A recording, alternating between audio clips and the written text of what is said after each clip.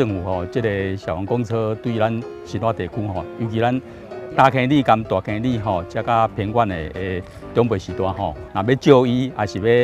要去咱新化街啊，还是要往咱市内吼，当然是真好的一个施政的措施啦吼。为咱这个山区的偏远地区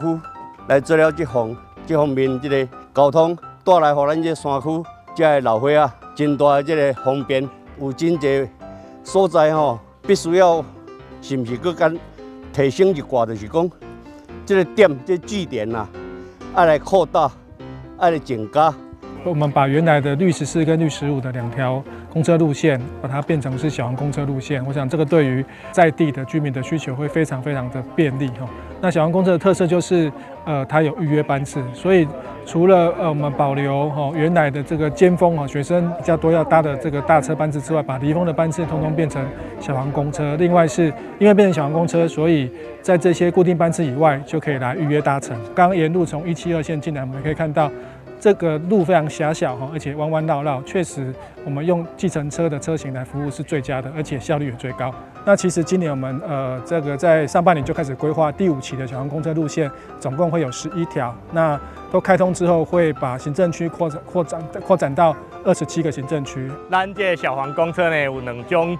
方法。一种是固定的班次，就是甲咱一般坐公车相同。哦，你当站牌仔看时间表，时间到的时阵车驶来，记看到这个小黄公车的牌仔，会记甲下手，车就会停来，互大家当来坐。哦，第2种呢，会当来用预约。若要预约咱小黄公车，就是上班前一天下晡5点进前，哦，打电话来咱这个公车的公司，哦，就会当2个人以上，就会当来预约订车。而且咱站牌1公里以内，可以当到府接送来服务，哦，非常的方便，欢迎咱乡亲多多来利用。掌握施政3分钟。台南进步向前冲。小黄公车的好处，我相信经过我们多次的说明，大家都知道了，是计程车的服务，这个公车、大巴士的收费，对环境也好，减少排气减少废气。那对这个消费者也好，因为他们的享受会更舒适；对业者也好，因为他们的成本可以降低；对政府也好，减少碳排，大家都高兴，所以是一举多得的一个政策。台南市的公车、小黄公车的覆盖率已经高达超过92%，达到公路局的标准了哈。那我们是从55%哈，从108年从55%的覆盖率，一直到92%。这几年来，交通局的努力哈，大家都看得见。那也感谢业者的支持，更感谢我们交通部公路局经费的支持，让中央跟地方协力，提供民众交通的便利。希望小黄公车的政策能够持续，让服务更多偏乡的民众。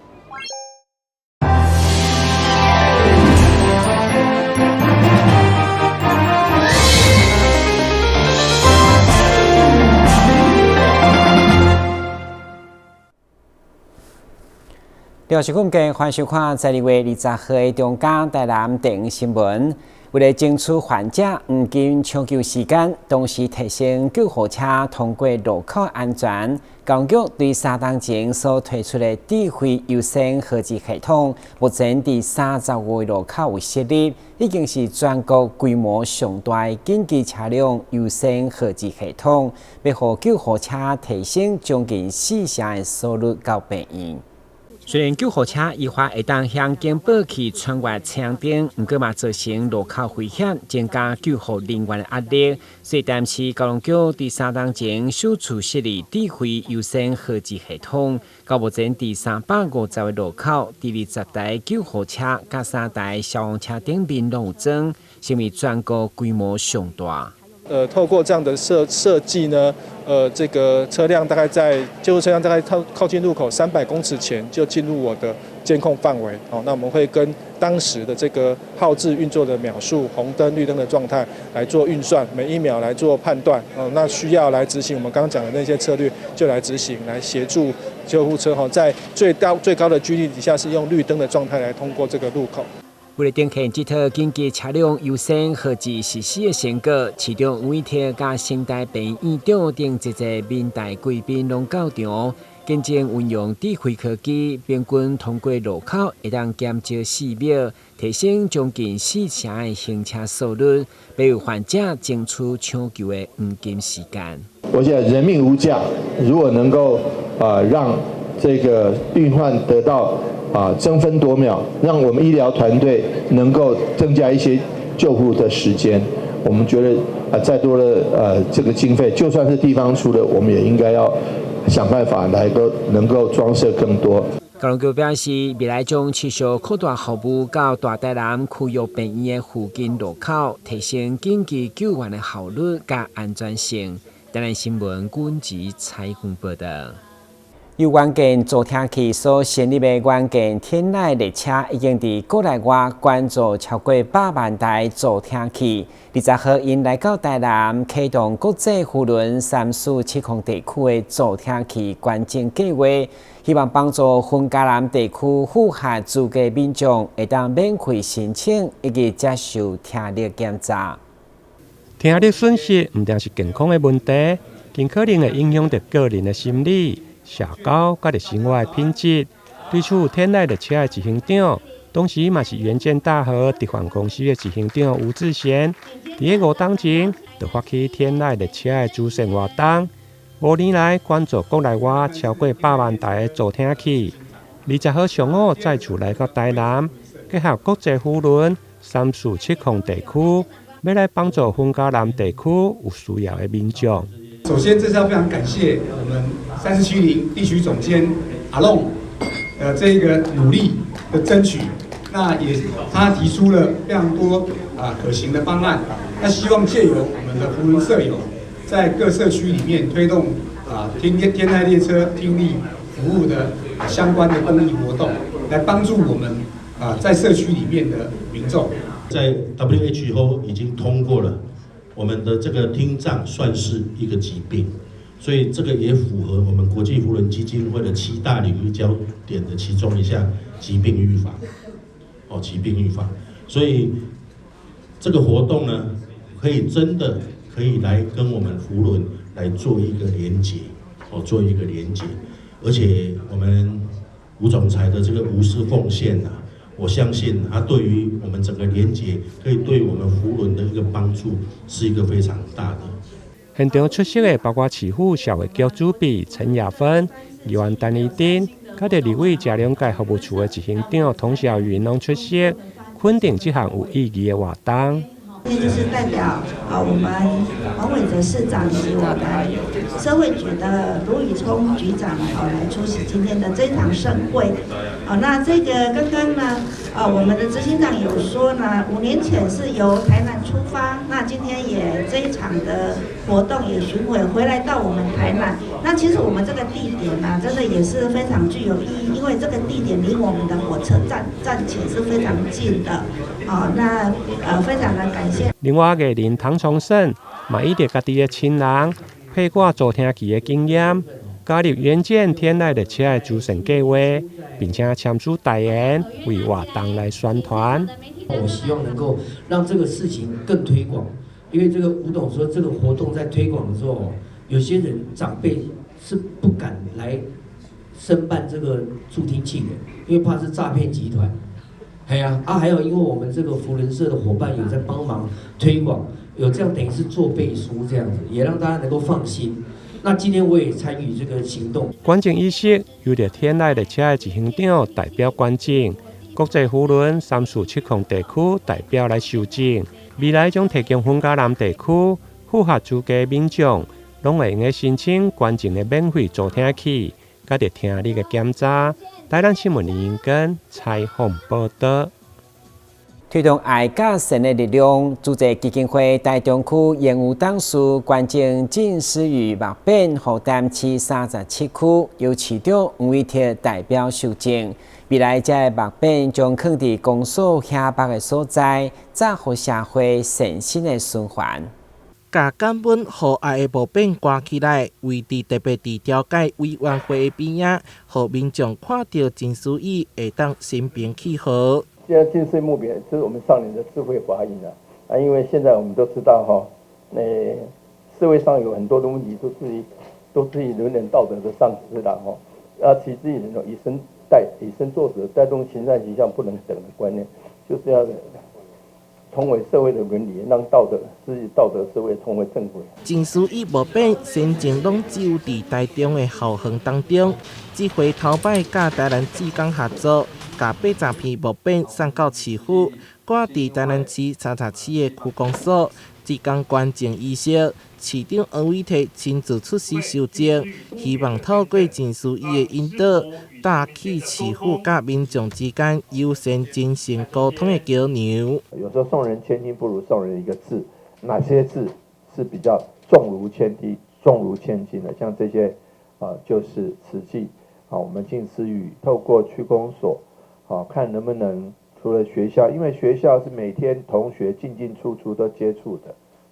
那我相信这一定有很大的帮助。除了区公所，市府嘛希望甲情绪伊早入去学校，互学生拢会当讲好话。其实主题的正式阅读书选，正一间一间的设立，对着人文素养、品德教育的培养，拢会尽一份心力。台南新闻社会采访报道。4年前所成立的台南市侯芳仪歌艺发展协会是一个推广歌唱艺术的公益团体。这回因邀请5对结婚50档的金婚夫妻盛装打扮来行红地毯，回忆新婚的感觉，同时嘛呼吁社会维持婚姻的重要性。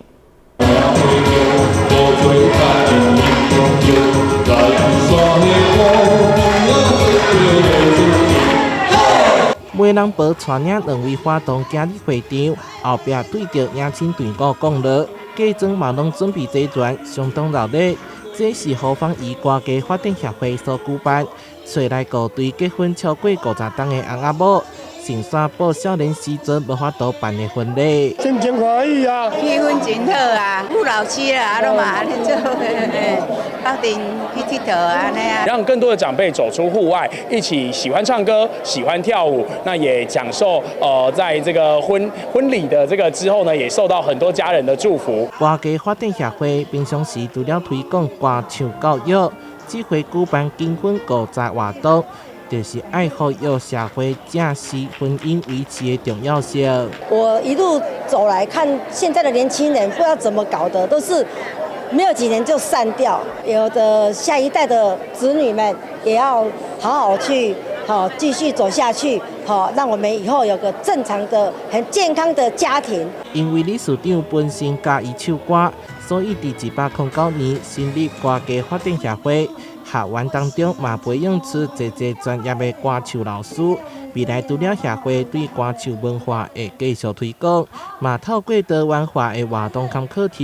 吸引更较侪人对歌艺喜爱。台南新闻社会采访报道。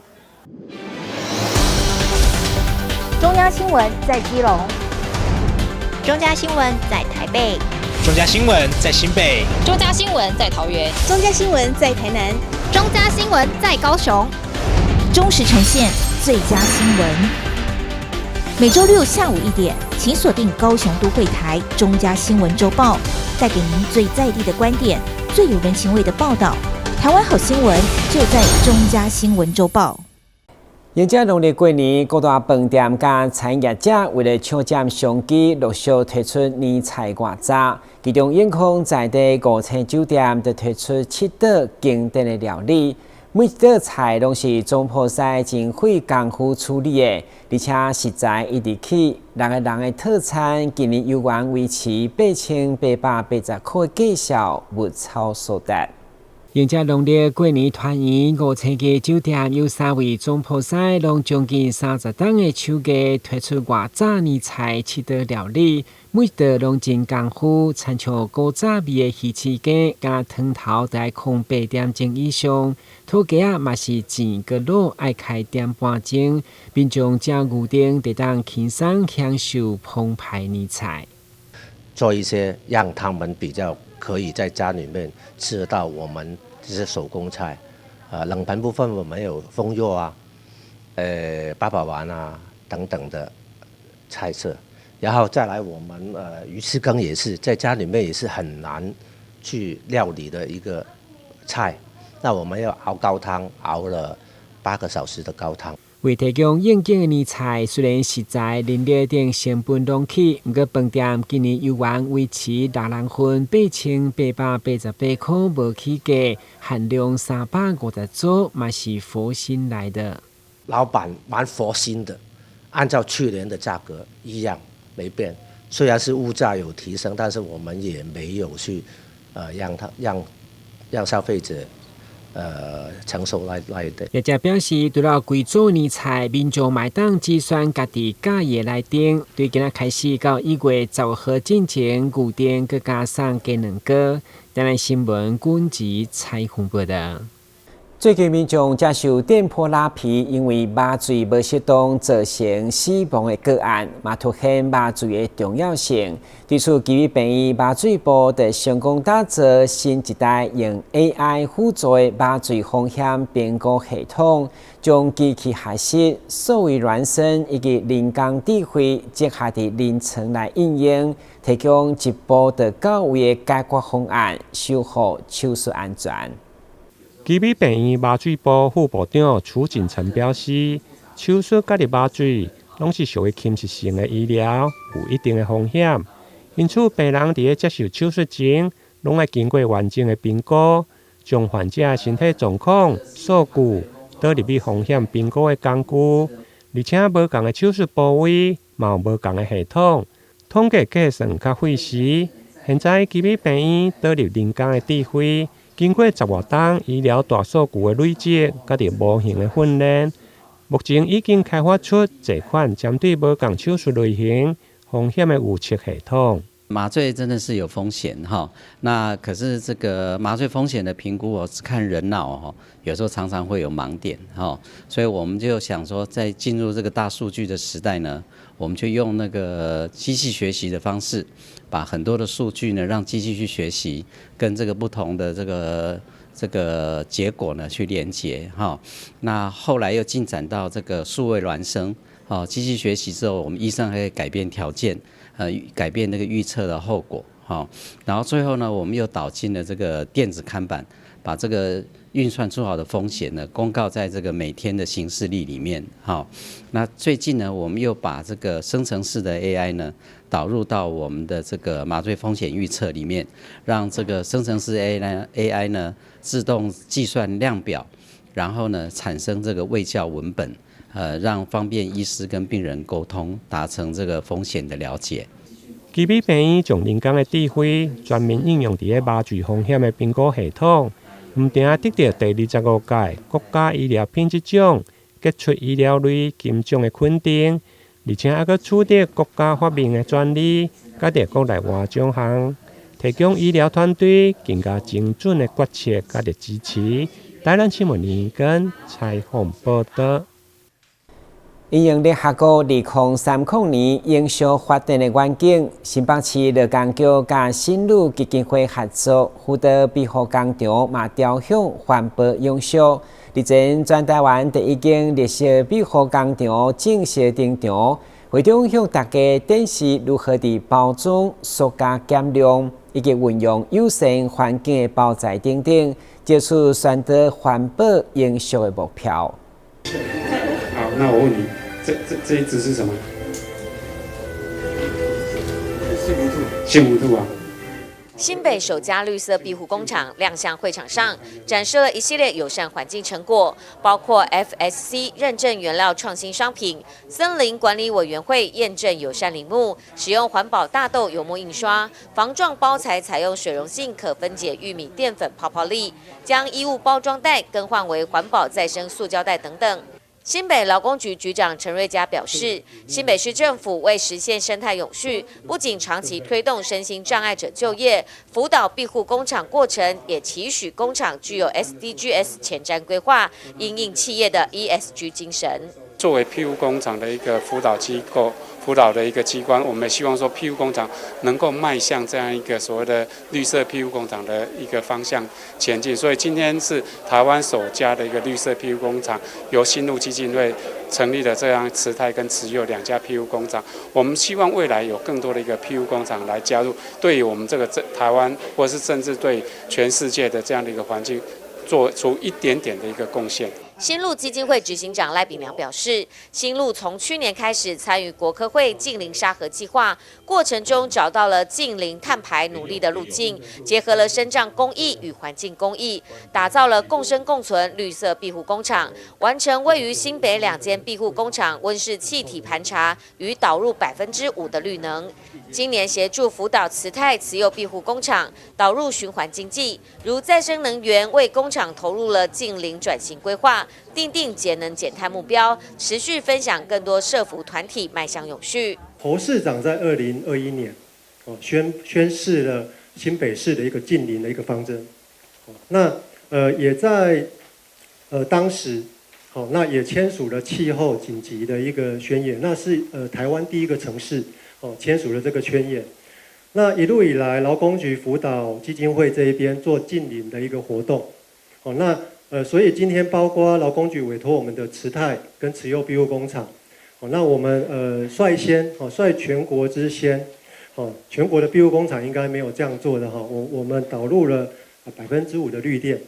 这2个工厂都是用绿电5%，一年节省了7700公斤的碳排。慈泰与慈幼分属烘焙以及洗衣指标性的庇护工厂，去年在工业技术研究院与新路基金会办理的净零公正转型与社福工作相遇工作坊最为示范单位，近年逐步朝向净零减碳的目标，如包装塑胶减量、运用友善环境包材及调整产程、减少能源使用等，可以看见2家庇护工厂对守护环境的坚持。像这个是我们非常畅销的小协奏的礼盒，对，那之前就是很多顾客跟我们讲说，那纸盒回去之后，虽然说包装很漂亮，但是其实后续就可能就回收掉了，就丧失它一个很精美的一个包装的设计。那所以呢，我们就在纸盒的内面，然后就把它做这个刀模的一个剪裁。那后续消费者或者小朋友在拿到这样的一个纸盒的时候呢，那就可以把它拆开来，把它剪下来。剪下来之后，就可以按照里面的图案折线，然后去把它折成我们这个设计是一个幸福兔的造型。对，那当然，如果有些企业有需要客制的话，还可以设计成不同的图案颜色，那这我们都可以来搭配来使用，然后让整体的除了环保材质的纸质之外，那也可以让这个纸盒可以再重复的再生再利用，然后创造它更多的一个价值。这种纸我们是请厂商特别就是帮我们做的，对，然后它这里面其实它有种子，它透光你可以看得到，这边它有种子的部分在里面啊，就直接就把它放在盆栽里面就可以了，它就会长出小植物出来。对，我们有去试种，然后真的有长出来。然后另外的话，其实我们是做洗衣的，然后后来就是洗衣的部分的话，空档之余的话，我们研发一些那个香氛的产品。那像我们这个的话，就是木材都是友善认证，一般你看到都是棉线嘛，那我们采取的话就是木材的部分这样子，然后也都是用大豆蜡这样子。对，那包材的话，我们是使用牛皮纸，牛皮纸相对来讲就是比较环保一点的纸这样子。劳工局长陈瑞佳也提醒大家，新北共有25家庇护工厂，新北有很多局处采购庇护工厂的产品，同时呼吁大企业可以一起共襄盛举。记者吕其坤、沈清华新北采访报道。为了行销歌人的和平岛地质公园，公方面特别鼓励爱摄影的朋友来参加比赛。收件时间到明年1月15号，总奖金超过6万块，欢迎民众做回来翕出海洋的水。基隆冬天海边的浪花到底有多美？和平岛地质公园为了行销冬季特色，特别举办捕捉你的浪摄影比赛。欢迎摄影爱好者来拍下浪花之美。市议员许瑞慈相当肯定这项活动来推广和平岛公园的冬季之美。和平岛公园它除了就是可以玩海，甚至玩沙，那现在还可以玩浪，因为它的地质地形的关系，它海浪跟浪花的一个交错，其实在不同的季节都有不同的美丽样貌。那我之前也很喜欢来这边带着宠物一起散步，甚至是在这边随意的拍摄，都可以有非常美丽的画面，能够让大家宣传一下我们基隆市，尤其是我们的中正区，我们的地质地形，甚至也是可以带国外的观光旅客来这里介绍我们基隆市。我第一个都会介绍我们的和平岛，因为它非常的特别，也非常的漂亮。来到和平岛这边的时候，你就刚可以看到我们这边的2300万年的岩石，然后搭上白色的浪，会是非常壮观的美景。那观浪呢，其实一定要安全的观浪，所以我们想要让大家知道说和平岛是一个非常安全观浪的地点，所以呢，也让大家呢透过摄影可以把这个很美的地景呢，加上海浪呢，可以把它记录下来。那我们的摄影比赛的话呢，总共会有2个部分。第一个部分的话就是摄影比赛，那会有专业的评审来为大家做评分，然后呢也会有很丰厚的奖金。那总共会分成专业组跟学生组，所以都欢迎大家一起来参加。那另外一个的话就是人气奖，那刚刚的那个专业的摄影奖的话呢，是从即日起到1月15号。然后呢，另外的人气奖就是我们会从中间挑几个就是真的很美的景色20张，然后呢让在网络上面让大家去投票。所以呢，我们最后希望可以投出非常具代表性、代表基隆很美丽的白色和平岛的画面。然后这个活动的话会到2月28号，欢迎大家一起来参加。捕捉你的浪。捕捉你的浪摄影比赛分为专业组、高中大专组还有人气奖3大奖项，即日起到明年的1月15号采取线上报名，总奖金超过6万元，欢迎喜爱拍照的民众踊跃来报名参加。记者黄日升、陈淑平基隆报道。感谢收看12月20号的中嘉台南电视新闻，我是顾文杰，咱再会。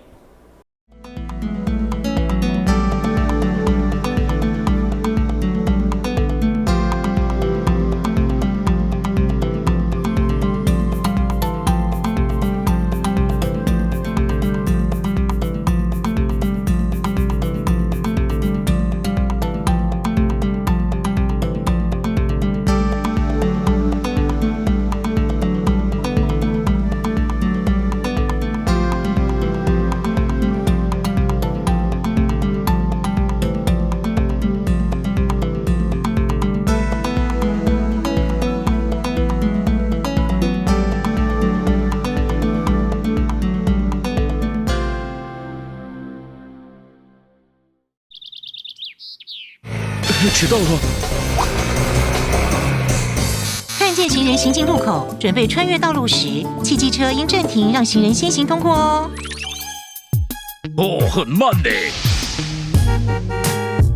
行人已进入行穿线范围内，汽机车均应立即暂停，让行人先行通过哦。另外，在没有行穿线的路口，不管同向转弯或直行交叉，遇行人过马路，汽机车一样要停让哦。汽机车行经依法可供行人穿越之交叉路口，未暂停让行人先过，最高可处6000元以下罚锾。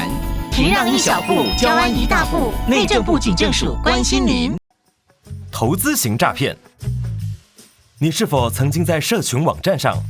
看过一些关于轻松赚大钱的广告？事实上，这类型的诈骗手法往往以快速致富作为卖点，吸引被害人上当，并以不真实的小额获利，逐渐降低被害人警戒心，引诱被害人开始大量投资。等到被害人真的大量投资之后，随即卷款而逃。千万别上当啊！轻松致富多陷阱，脚踏实地最实在。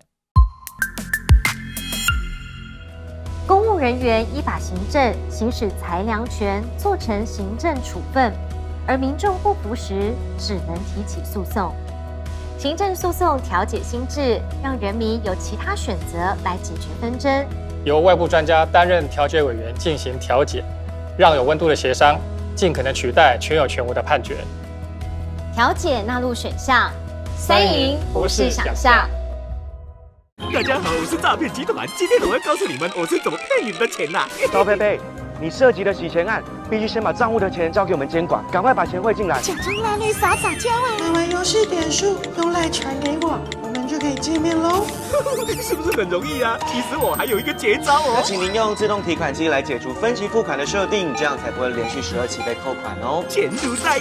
你被我骗过了吗？165反诈骗专线，关心您的钱，是关心您啦。